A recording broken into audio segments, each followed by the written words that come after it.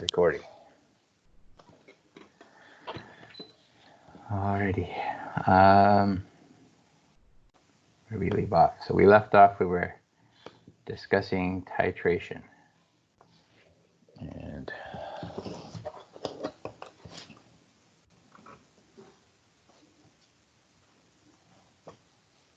why is it going to full screen? All right. All right, so when we were covering titration, we had talked a little bit about, introduced the titration technique where we had a solid substance that we measured out. So we had a known quantity, we dissolved it, made a known concentration, placed that in a burette. And with that known concentration, we're able to titrate, i.e. pour some mixture into this solution until we reach a certain pH so we can achieve a known and determine the concentration of an unknown substance. In this case, it was hydrochloric acid. We talked about pH meters, and we discussed what was known as the equivalence point, which is the point at which the amount of acid is going to equal the amount of base. And we just briefly introduced this, but we're going to learn a little bit more about this over the next couple slides. And we're starting to talk a little bit about when we titrate a strong acid with a strong base. Right? So remember, we have a strong acid and a strong base. In this type of situation, right, when you have a strong acid and a strong base, you have a complete reaction occurring. Right? This is not an equilibrium-based situation. And it says from the start of the titration to near the equivalence point, the pH goes up slowly. Right? So we're looking at the pH, the graph here, where we have pH on the y-axis and number of milliliters of sodium hydroxide on the x-axis. Right, this is the titration that we were talking about here, right? Where we have the sodium hydroxide and we're adding a certain volume, a known volume of sodium hydroxide to our hydrochloric acid solution. Right, so we have a known volume, so we have a known concentration, and we're going to add that to our unknown down below. And that's what we're looking at here. So as we add, 10 milliliters, 20 milliliters, 30 milliliters, 40 milliliters, right, this entire range, we have a very slow increase in pH. Right, our pH goes from 1 upwards of, let's say, 2, maybe 2, just over 2, and just before and just after the equivalence point, the pH suddenly rapidly rises, right? So we see as soon as we get around 45 milliliters, we suddenly see this rapid increase in pH that occurs. And it reaches the equivalence point, right? In this case, the equivalence point is the pH at 7.0, and then it continues on past the equivalence point up until we get close to the pH of a pure sodium hydroxide solution. Right, so and then we start leveling off again and see a gradual increase until we reach, kind of more of a plateau. So when we're talking about equivalence point, right, the equivalence point occurs when the moles of the base is equal to the moles of the acid. Right, so this is the point right here. We're now at the pH 7, right, the moles of sodium hydroxide and the moles of hydrochloric acid are equal to one another. Right, this is the exact point. This is the equivalence point. And in order to do that for this particular example, we needed to add 50 milliliters of a sodium hydroxide solution of a known concentration. Right? We're not showing you the concentration right now, but for this example, we added a known concentration, 50 milliliters of sodium hydroxide, to an unknown concentration of hydrochloric acid. Right? So as the reaction was occurring, right, before the reaction occurs, we have our hydrochloric acid exists in solution, right? We dissolved hydrochloric acid in solution, so we have protons plus chloride ions, right? And we have a large quantity of this sitting in our beaker. As the reaction proceeds, these protons, right? These protons begin to react with our hydroxide that we're adding. and they just are forming water. I should probably draw. Right, this is an equilibrium reaction, but right. So our hydroxide that we're adding is reacting with the hydrochloric acid solution. As soon as we reach a 50-50 point, right, we know that for pure water, this is going to be a pH of 7.0, right? And that's why with a strong acid and a strong base, we end up with a pH of 7.0, because we know in this reaction down here, right, we know that the equilibrium constant, right, the Kw is equal to the concentration of H plus, right, times the concentration of hydroxide, right? And we know that this is equal to 1.0 times 10 to the minus 14, right? Oops. So we know that when these two are equivalent, this has to be, the H plus has to be 1.0 times 10 to the minus 7, and the hydroxide, it needs to be 1.0 times 10 to the minus 7. And this occurs, right, because our H plus concentration, when our H plus concentration is 1.0 times 10 to the minus 7, this gives us a pH equal to 7, right? So this is why for a strong acid, strong base reaction, our equivalence point that we show up here, right, this equivalence point is at a pH of 7.0. And the reason for that is strong acids and strong bases, right? HCl dissociates completely to give us protons. Let me draw the sodium hydroxide up here where I have space, right? When we dissolve sodium hydroxide, it completely dissolves to give us sodium ions plus hydroxide ions, right? So we are taking and reacting pure hydroxide with pure protons, and that's the reaction that we observe when we have a strong acid and strong base. Right, the chloride and the sodium ions are just spectator ions in this particular example. Any questions on this before I move on? Yes, this is the easy part, and if you need to understand this before we go on to discuss strong acids and weak bases, and weak acids and strong bases. Questions before I go on? All right. So, like I mentioned before, the equivalence point is going to be a pH of 7 for this example, right? We have a pH of 7, and that's because we have a strong acid and a strong base. So as more base is added, the pH again levels off. That's what we said for now. All right. So titration of a strong base with a strong acid. So if we go in the opposite direction, right, we go, this example here was a strong acid, right? We took a strong acid and we mixed it with a strong base. We're going to, now if we go in the opposite direction and we titrate a strong base with a strong acid, right, now instead we have in our beaker, right, the beaker down below, we have our hydroxide ions, and we have in our burette our protons, right? This is our protons. So we're just going in the opposite direction. So this looks exactly like the other graph. We just flipped it over, right? So all we did was take the, left-hand side of the graph and flipped it over to the right, and the right-hand side of the graph flipped over to the left. And that's all this looks like. So instead, now we're starting with a very high hydroxide concentration, which gives us a high pH. And then as we add acid, we start, slowly decreasing the pH until we get close to the equivalence point, and then we see a very rapid decrease. We go through the equivalence point. Again, the equivalence point is pH 7 for the same exact reason it was in the last example. And then it goes past, as we continue to add protons past the equivalence point, because now we have excess protons. Our H plus is greater than our OH, and we drop down until we eventually get close and reach the pH of pure strong acid in the solution. Yeah.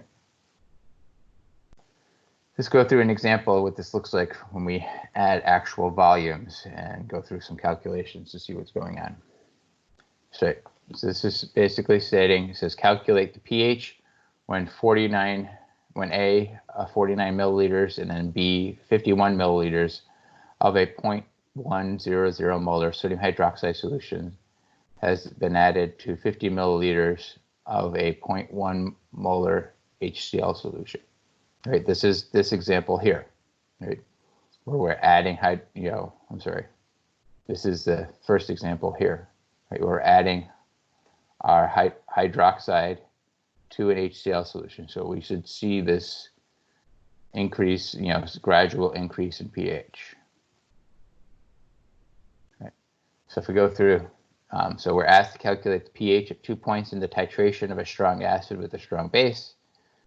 The first point is just before the equivalence point, so we expect the pH to be determined by the small amount of strong acid that has not yet been neutralized. So the question is, how do we know that this is just beforehand, right? Think about that. Why do we know that A is going to be just before the equivalence point? I know it's difficult to answer, but if you think about what's going on, right, we're adding 0.1 molar to another solution that's 0.1 molar, right? They're equivalent concentrations. If we're only adding 49 milliliters in this case, we are to a 50 milliliter solution, right? It's slightly less volume, exactly. So we have slightly less volume than the amount of acid that we're adding it to. So we're just before the equivalence point, right? Whereas in the second example, right, the second point, we're at 51, we're going to be just past that. Right? We're just past the equivalence point. And when we're just past the equivalence point, you're going to start to see effect, right? The only thing you're going to have in solution is extra base. So if I just go back up for 1 second to, right, in the first example, in our equilibrium here, we're still going to have extra protons in solution. Right? So we will have, let me see if I can change this. No, it's not working. All right, we're going to have extra protons in solution. In the second example, we'll have extra hydroxide in solution.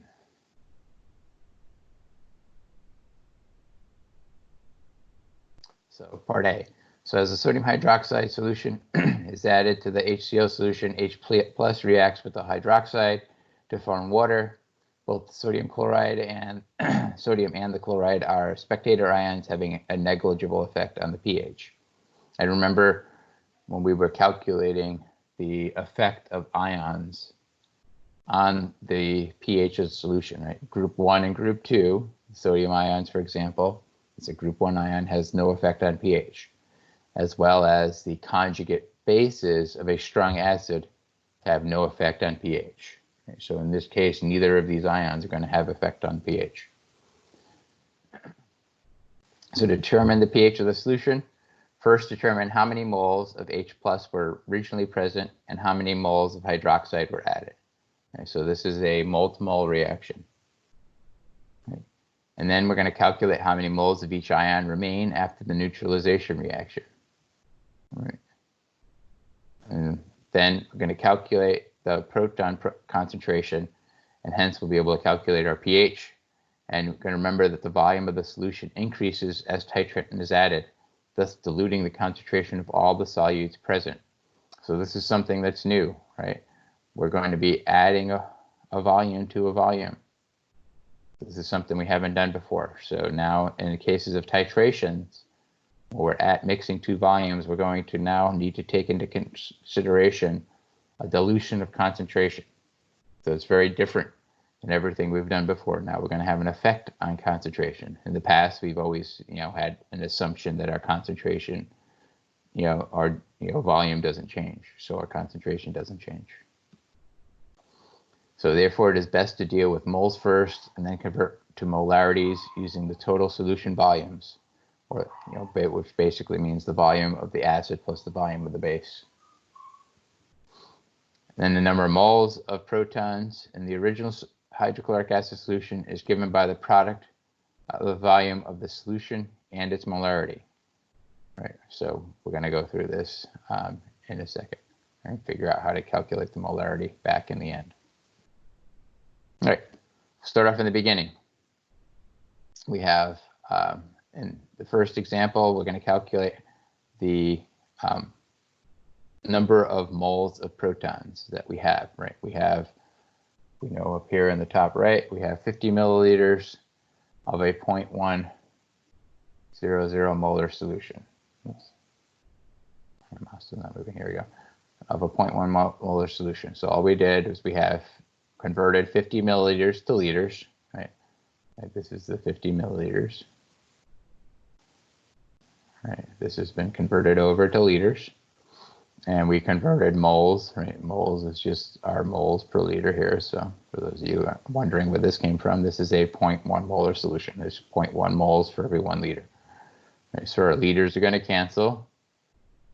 Right, so we're going to be left with moles. So simply multiply the two together, and we end up with our moles of protons that are in solution. Then we do the same exact thing for hydroxide. Right, we have the 49 milliliters. That's just been converted over to liters, multiplied by its concentration. So we end up with 4.9 times 10 to the minus 3 moles of hydroxide. So this is what we start with. And we go through. And we can see we haven't reached the equivalence point because there's still more protons than their hydroxide. Therefore, our hydroxide is going to be the limiting reactant in this example, right? And then each mole of hydroxide reacts with 1 mole of the proton. So we fill in the table, right? So we're going to be using the limiting reactant table where we have before the reaction, we end up with 5.0 times 10 to the minus 3 and 4.9 times 10 to the minus 3. We realize that all of our hydroxide is being consumed, and we're left with a 0.10 moles times 10 to the minus 3 moles of protons. Right, you could have converted this over to 1.0 times 10 to the minus 2.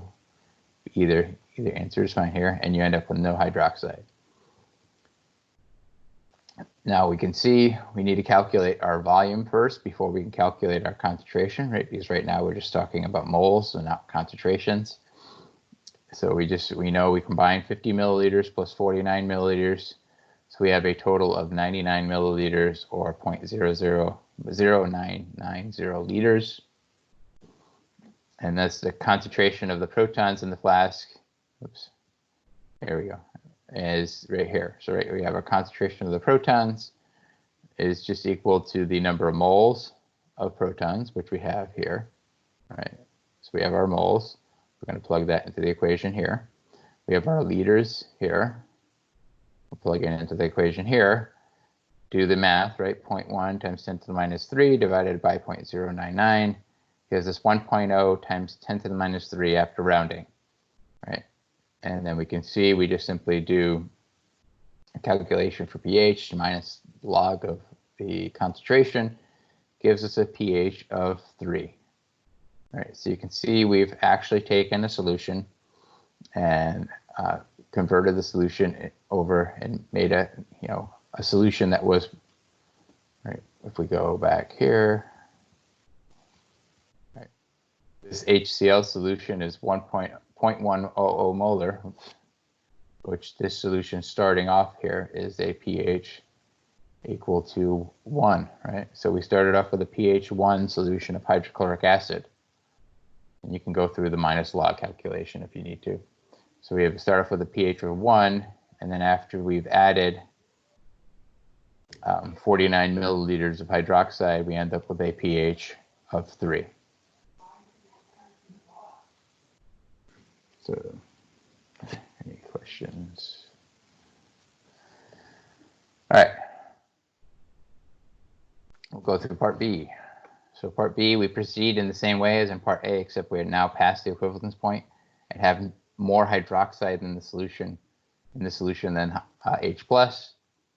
So as before, the initial number of moles of each reactant is determined from their volumes and concentrations, right? So we do this and react it and calculate using the limiting reactant approach, right? This time we have more hydroxide then less and less protons. So we can see that our limiting reactant now is the protons. Once we do the math, now we end up with 0.1 times 10 to the minus 3 moles of hydroxide left over. Our volume is slightly larger because this time we added 51 milliliters, so we have 0.101 liters. We simply plug in to calculate our hydroxide concentration this time. Right, so we just simply plug in the moles and the volume. We end up with 1.0 times 10 to the minus 3 molar solution of hydroxide. Right, so this gives us our POH when we plug it into the minus log equation. Right, so our POH is 3. So to calculate our pH, we just subtract POH from 14 and gives us a pH of 11. So you can see a very big difference, right? When we had 49 milliliters of hydroxide added, right? Let me just write over here on the side, right? When we first started, we started with a pH equal to 1. If we add 49 milliliters of hydroxide, we end up getting a pH equal to 3. If we add 51 milliliters of hydroxide to our 50 milliliters of HCl, we then end up with a pH equal to 11. So you can see this small change, right? This is 2 additional milliliters. Just 2 milliliters gives us a pH change going from 3 all the way up to 11, right? A pH change of 8. And this is because at that equivalence point, I'll go back to the graph, if I can get back there. Really far back, right? At this equivalence point, when we're just beforehand, right? We're calculating 49 milliliters right there, up to 51 milliliters right there, right? So we have this, we're traveling this entire range. Well, I guess at pH 3, I guess we were probably over there. Right, so we just have a massive change in pH occurring because we're traveling directly up along this very steep incline of the curve and having a very, very rapid change in pH that occurs over the course of 2 milliliters. And this is this is the part that in the lab, if we were having a lab, where the biggest challenge comes in is coming to the point where you need to add drops very, very slowly because you see a very rapid change in pH, especially if you're trying to reach the equivalence point. Right. Questions on that before we do a sample problem?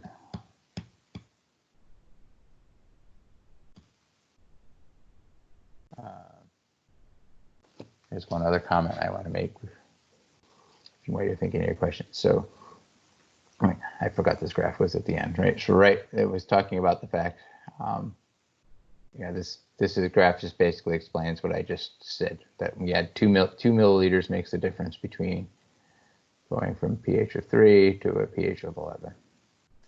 So that's all this graph is showing. Questions? If there aren't any questions, let's do sample problem.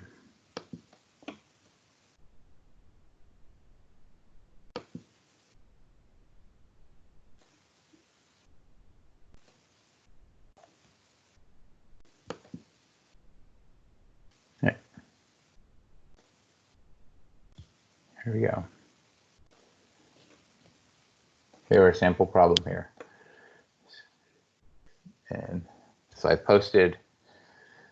So yesterday I finished all these questions, so they're all posted all the way through the end of the chapter now in Canvas, all been updated, so have the slides. So an acid-base titration is performed, 250 milliliters of an unknown concentration of HCl. Aqueous is titrated to the equivalence point with 36.7 milliliters of a 0.1000 molar aqueous solution of sodium hydroxide. Which of the following statements is not true of this titration? All right, so you got to think through.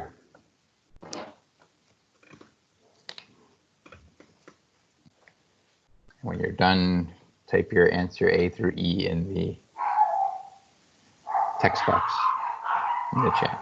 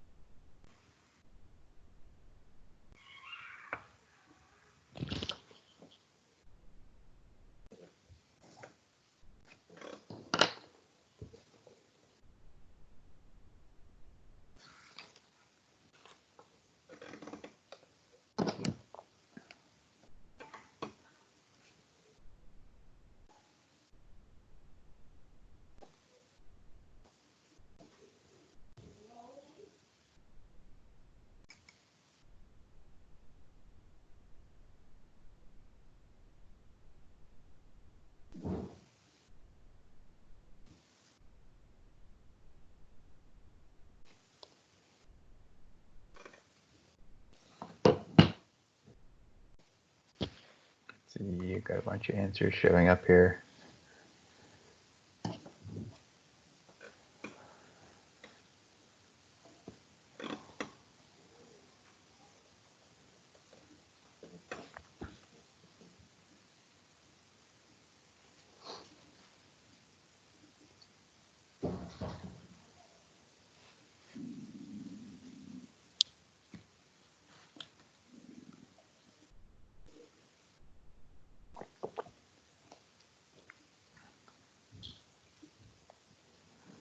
All right, so if we're working through the examples, right, the HCl solution is less concentrated than the hydroxide solution, right? This makes sense, right? Because if we're only adding 36 milliliters, right, if we're only adding 36 milliliters of the sodium hydroxide solution in order to completely neutralize the 250 milliliters of HCl, it has to be less concentrated, right? Because the volumes, just don't make sense otherwise.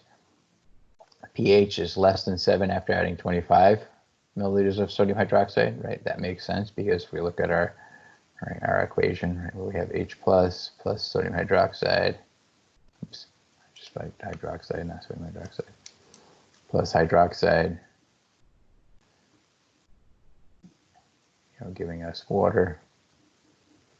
That in this particular example, right, that if we add less than 36.7 milliliters of the hydroxide solution, we're still going to have excess protons sitting around, so that's correct. pH at the equivalence point is 7, right? Strong acid, strong base always have a pH of 7 because of the fact that we have this equilibrium occurring for water. So in order to, we're using the KW equation. If an additional 0.1 milliliter of sodium hydroxide solution is added beyond the equivalence point, the pH of the solution is more than 7. That makes sense because then we're going to be increasing the amount of hydroxide that's present. So the hydroxide now will be higher. So we're going to be higher than 7 because hydroxide is going to be basic. So then obviously, therefore, it has to be the last one. At the equivalence point, the hydroxide concentration is 3.67 times 10 to the minus 3. You could go through and do the calculations and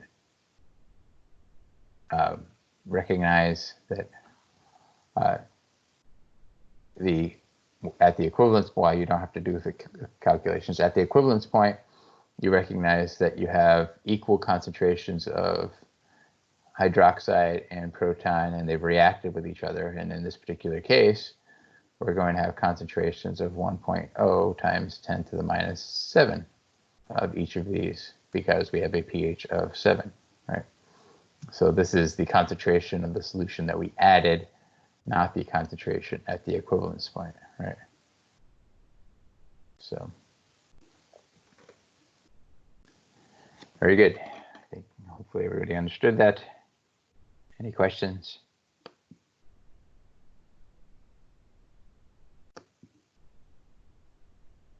If you have questions, just type them in or chime in.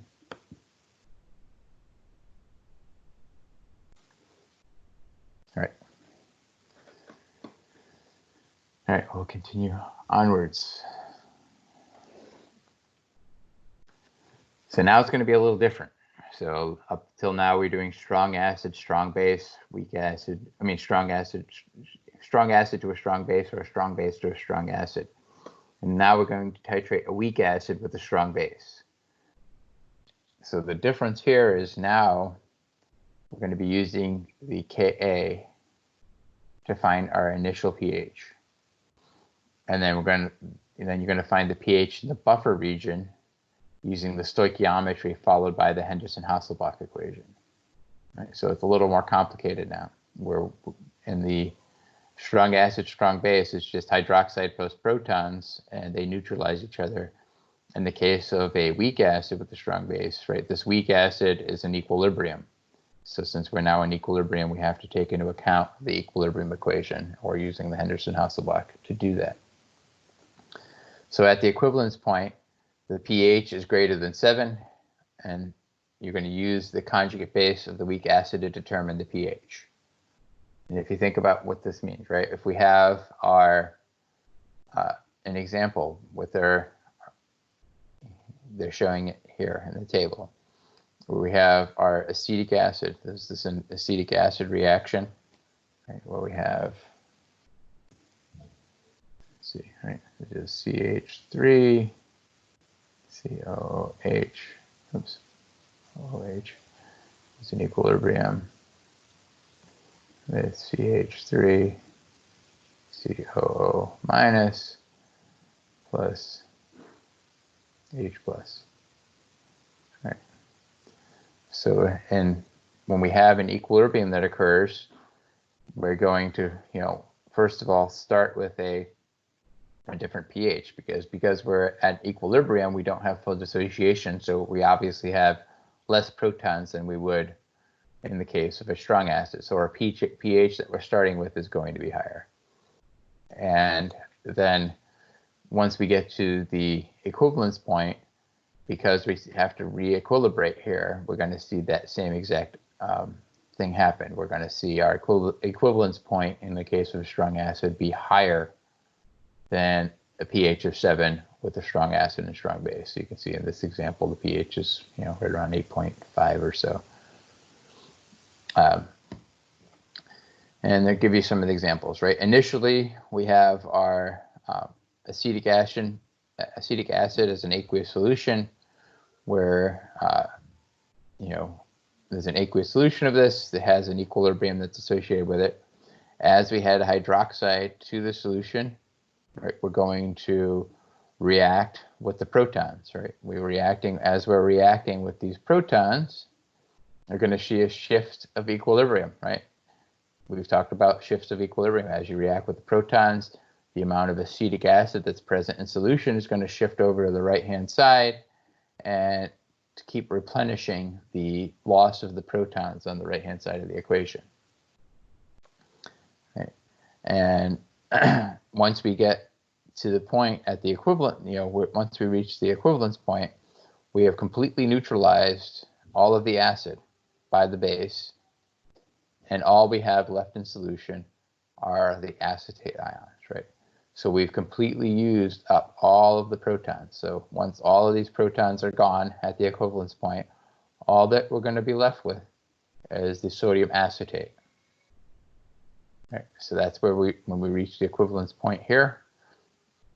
And then once we pass the equivalence point, right, we're essentially going to continue on, and all we're going to be doing is adding hydroxide.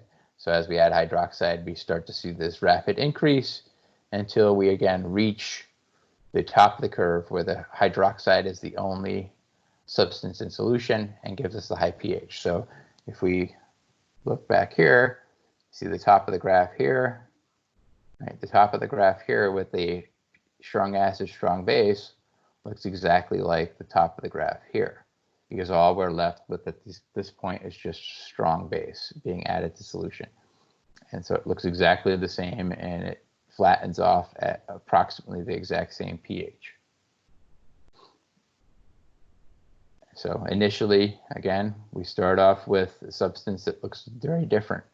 In the end, since once we've used up all of the acid in solution, all we're left with is hydroxide. All right.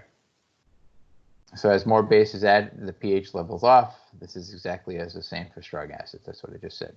All right. So calculating pH when some weak acid is neutralized. So now this is before the equivalence point, right? What happens before the equivalence point? When we're only neutralizing some of the acid. We're going to have to go through and do a stoichiometry calculation, right? Stoichiometry calculation followed by an equilibrium calculation. So it looks very familiar, right? We've done these types of calculations before. And so we have our solution containing our weak acid. Right? We're going to add a strong base. Right? We're not going to be adding enough strong base to completely neutralize it, just enough to partially neutralize the acid.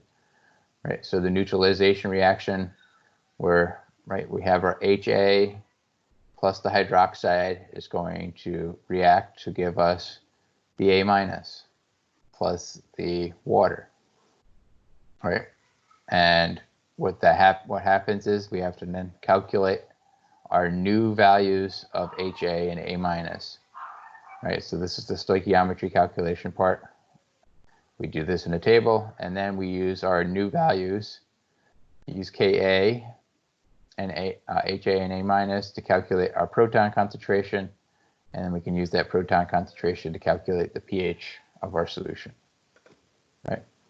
So first thing you need to do is calculate the moles of your weak acid. Then you're going to calculate the moles of the base that you're adding.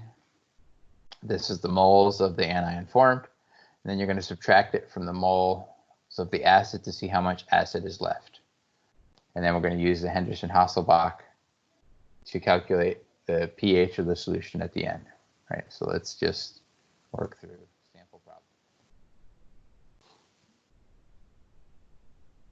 So here's a sample problem. It says calculate the pH of the solution formed when 45 milliliters of a 0.1 molar sodium hydroxide solution is added to 50 milliliters of a 0.1 molar acetic acid solution and the acetic acid has a Ka of 1.8 times 10 to the minus 5.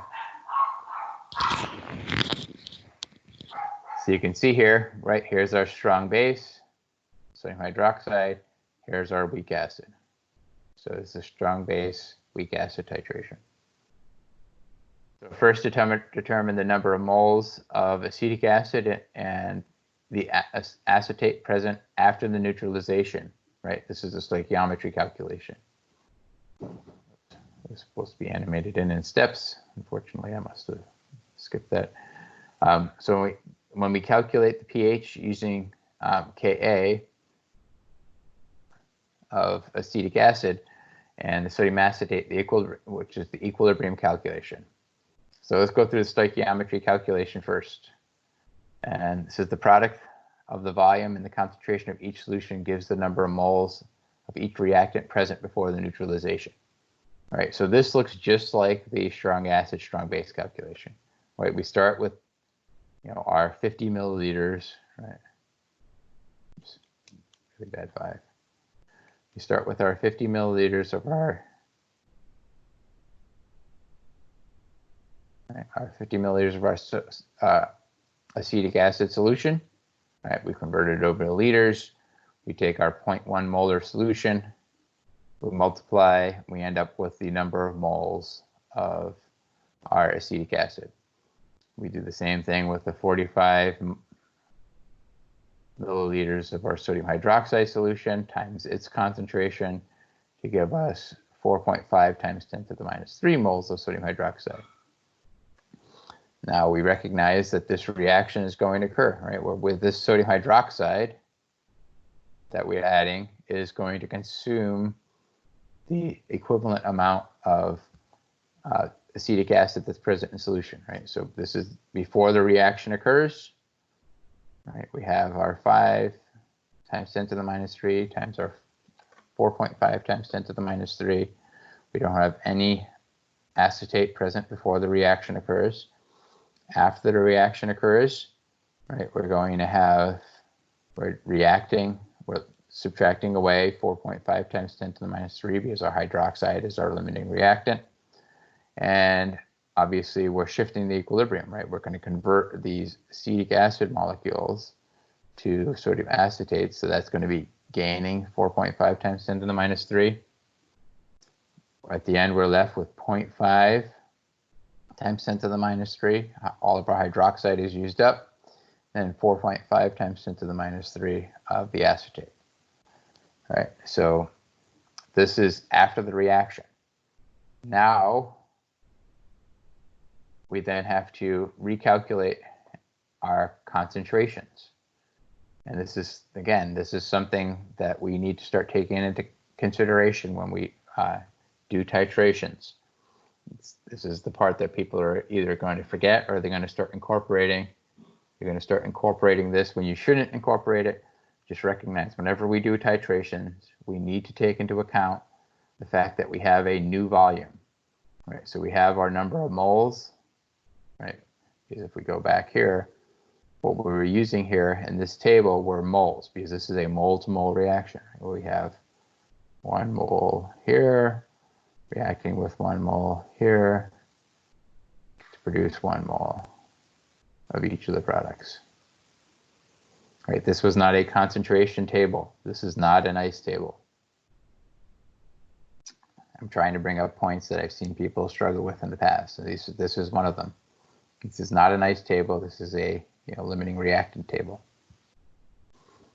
Right, so we have a new volume, right? Because we've mixed 45 milliliters of sodium hydroxide, 50 milliliters of acetic acid solution. So we have 95 milliliters now. Convert to liters, and we can calculate our concentrations. We need our concentrations now so that we can then go on and do the equilibrium calculation, because equilibrium requires concentrations, not moles. Right, so all we did here was convert over to our concentrations. So in order to do our equilibrium concentration, right, we take our equilibrium Ka expression for acetic acid. Right? You all know how to do this hopefully by now. We have our acetic acid Ka equation. We got the Ka out of a table. We've looked it up. Then we just simply, or you could go through just like we did in the lab and calculate it. We have our Ka equation. We're plugging in our concentrations, right? These are just these two concentrations here are plugged into the equation here of the acetic acid and the sodium acetate. And we do the math to calculate our proton concentration, right? So all we did was rearrange this equation so we could calculate our proton concentration here. We end up with a proton concentration of 2.0 times 10 to the minus 6 at equilibrium. We plug this in, and this allows us to calculate the pH, right, where we have pH equals minus the log of the proton concentration, gives us a pH of 5.70. Right, so you can see how adding 45 milliliters of strong base to 50 milliliters of a weak acid, we end up creating a pH of 5.7 times 10 to the only 5.7 for a pH. And we could have used the Henderson-Hasselbalch equation, right? So we could have just as easily calculated pH is equal to pKa plus the log of our A minus over our HA. Right. Right. So we could have done this calculation. I encourage you to go back and run the calculation through that, right? Because all you would need to do, right? We have our Ka here, right? So we just calculated the pKa from that. We have our concentrations, of A minus and HA here. You can plug those in. And you could have plugged those in and you should end up with exactly 5.7 exactly pH of 5.7. So you could have gone through and done that exact same thing with the Henderson-Hasselbalch. Either one works. All right. Questions on the sample exercise before we do a problem?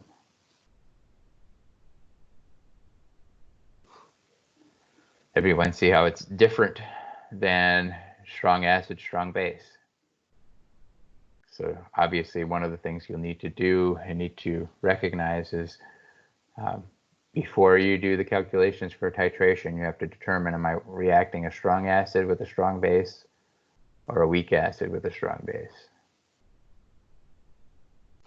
All right, let's do a sample problem.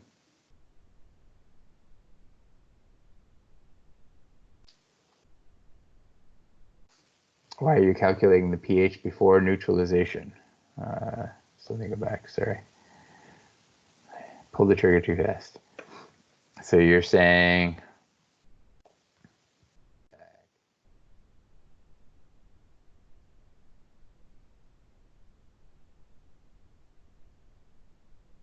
in this particular example, why? Because this is we were just calculating, this example was what would happen if we added 45 milliliters, right? This is going to be it's going to be before the pure neutralization. If you wanted to do 100% neutralization, you would obviously need to use 50 milliliters here. This was just asking what happens when you use 45 to the 50, right? Obviously, and that's a great question though, because if you asked a question, what volume is needed, then you would have to go through and do the calculations here with this particular volumes. Right, what volume would be needed to neutralize? You could do that with 50 milliliters.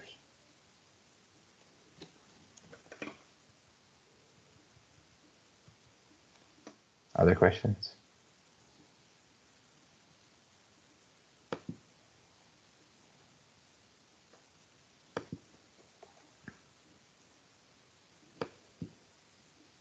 All right. Next problem.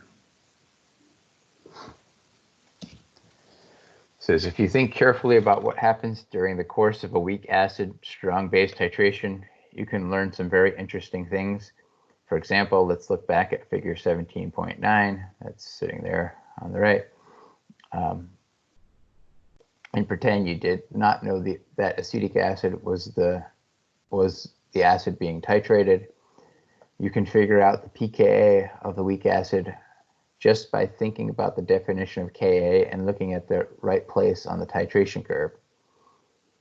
So it says, which of the following choices is the best way to do this? So think about what this means. Maybe use the Henderson-Hasselbalch equation even. Right? What is? How would you figure out what the Ka is? Right? Let's think of the Henderson-Hasselbalch.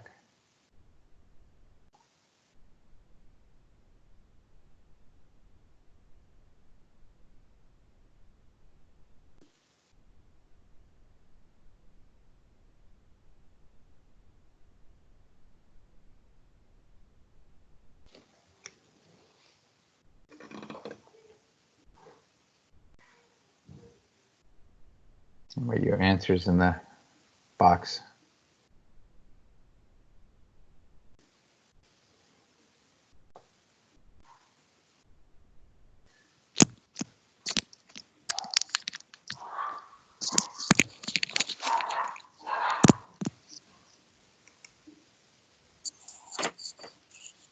Question, Freddie?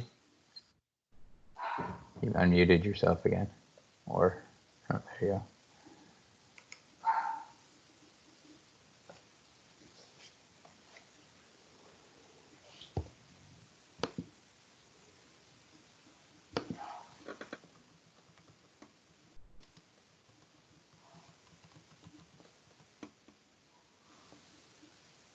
Okay, again. Okay.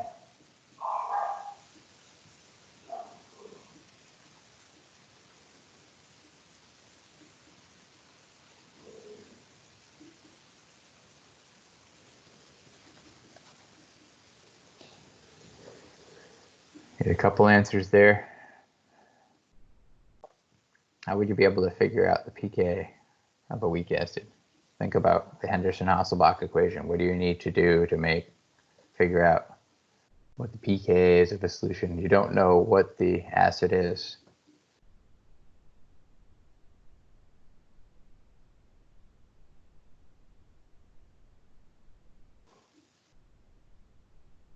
And you had a couple answers there. Everybody else is still sleeping, I guess. It's Friday. Everybody's out partying on Thursday, right? You and less than 10 of your best friends.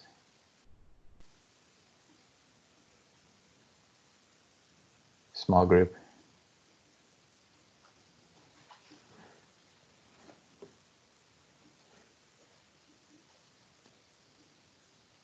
All right. So if we wanted to figure out, we got a lot of people guessing A. So the answer is A. If you think about what this means, right? If you have, if you simply know the quantities, right? You don't,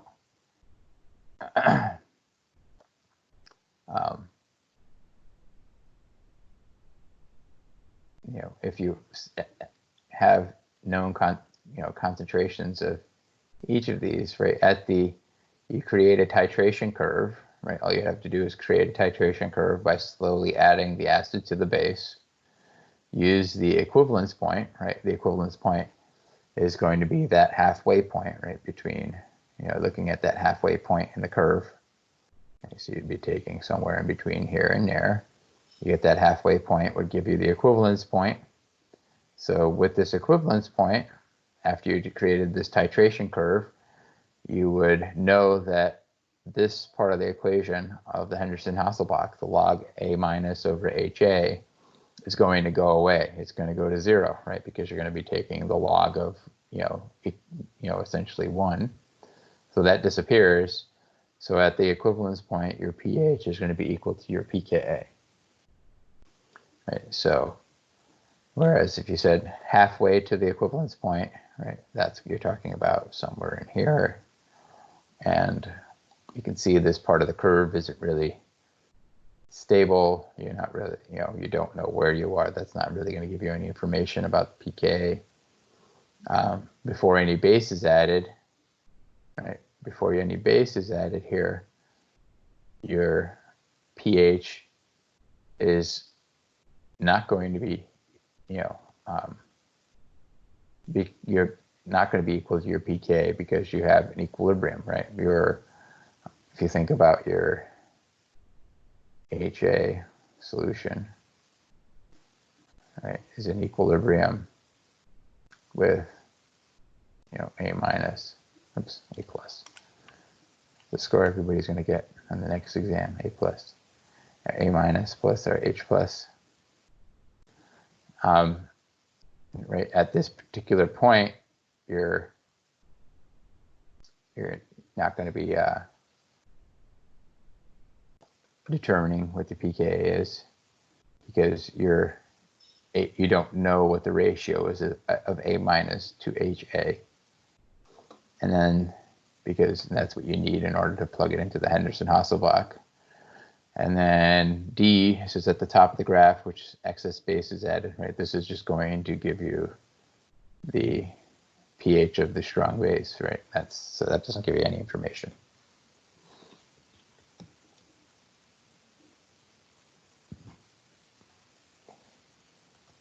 Good question, Annie. So let me go back to the slides. So Annie's asking why the pH is higher than the pH of than 7.0. Let me see here. All right. I'll go write it on the other sheet. Give that more space.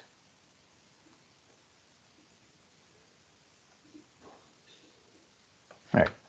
So if you think about this, you will use just the acetic acid equation just because it's easier to have an example, but you could draw it for any acid, right? So if you have this reaction,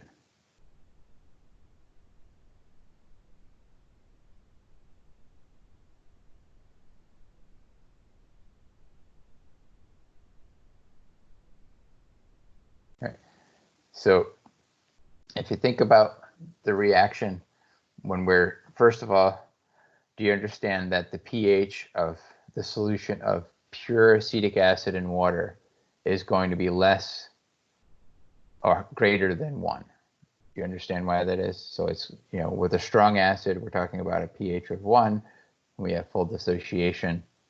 With a weak acid, it's going to be less than 1 because we have an equilibrium that occurs here. Does that make sense?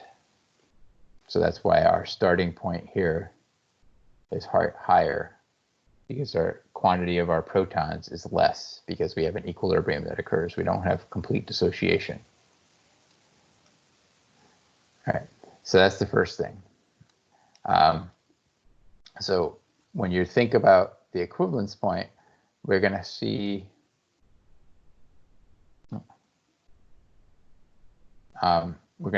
this same shift. Right? We saw this shift upwards here. We're going to see a shift upwards from pH of 7 up to the higher equivalence point pH. And the reason for that, if you think about what's going on in this reaction, right? So if, let's just say, we start adding hydroxide ions to the solution, right? The hydroxide ion is going to react with the acetic acid, and eventually we're going to end up where we just have CH3 COO minus, right? At the equivalence point, that's all we have in solution, right? Because all of our hydroxide has been used up. All of the acetic acid has been converted over to the acetate. So that means all of our protons are used up. Does that make sense there?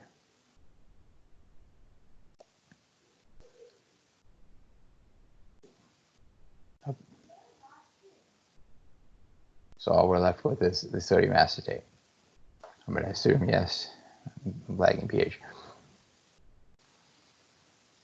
And what happens? Yes, sorry, it's not sending. All right.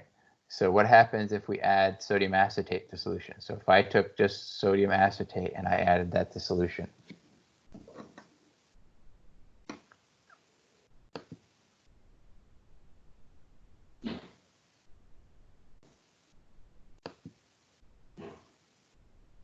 let me go back and find.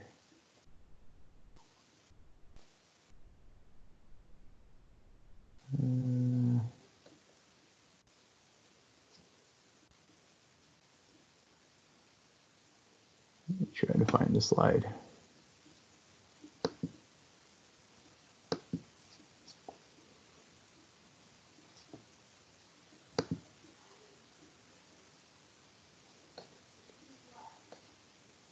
I'll get there.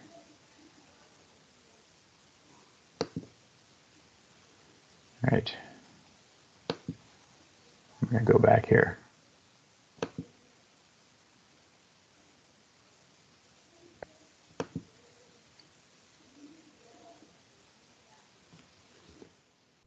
Let me just change slides here. Oops.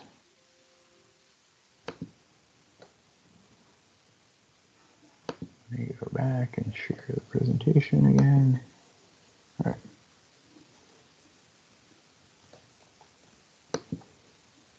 Uh-oh, my PowerPoint just froze.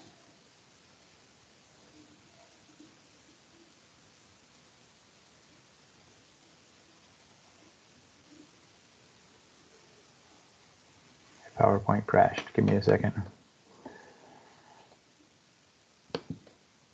Can't handle it.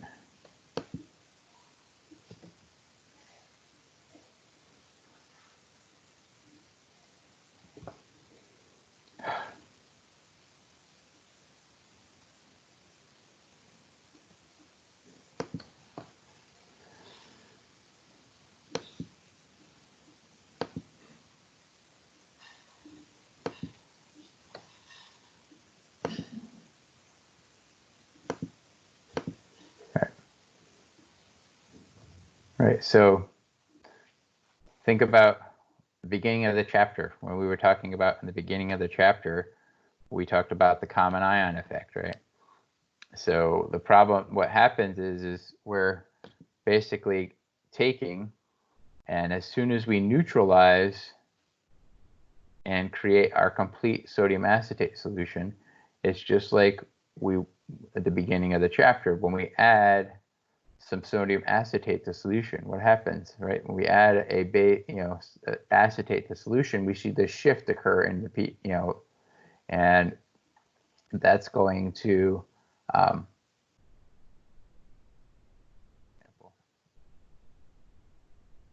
good example here. Oh, let me go back to probably should have just stayed on this other slide. Right. So when you react sodium acetate, right, when we take sodium acetate in water,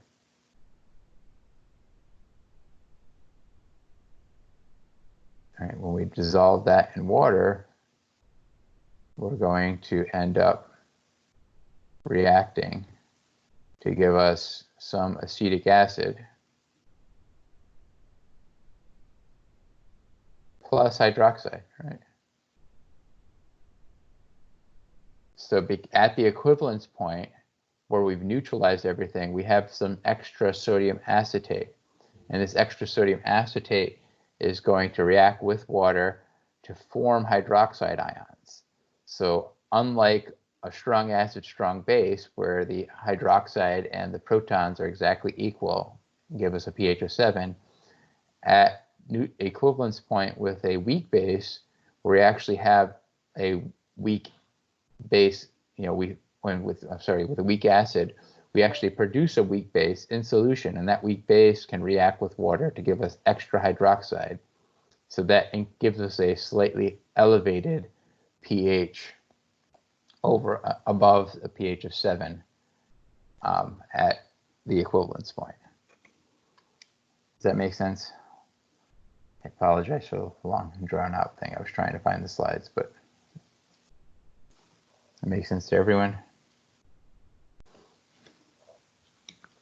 All right, so we're going to end there. It's 9:20 now. If you have any questions, feel free to ask. Otherwise, have a good weekend. I will see you on Monday. See a couple of you in lab later today.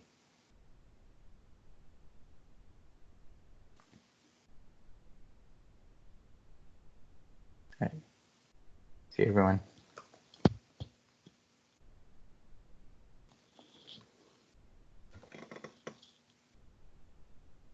Submit your pre-lab beforehand, please, Katie.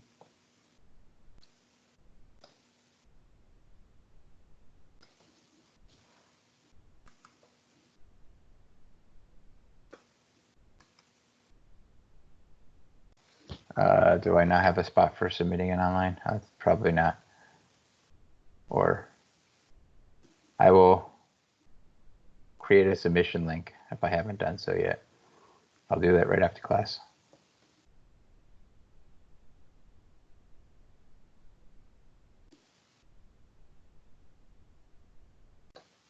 I thought I did, but I guess I didn't.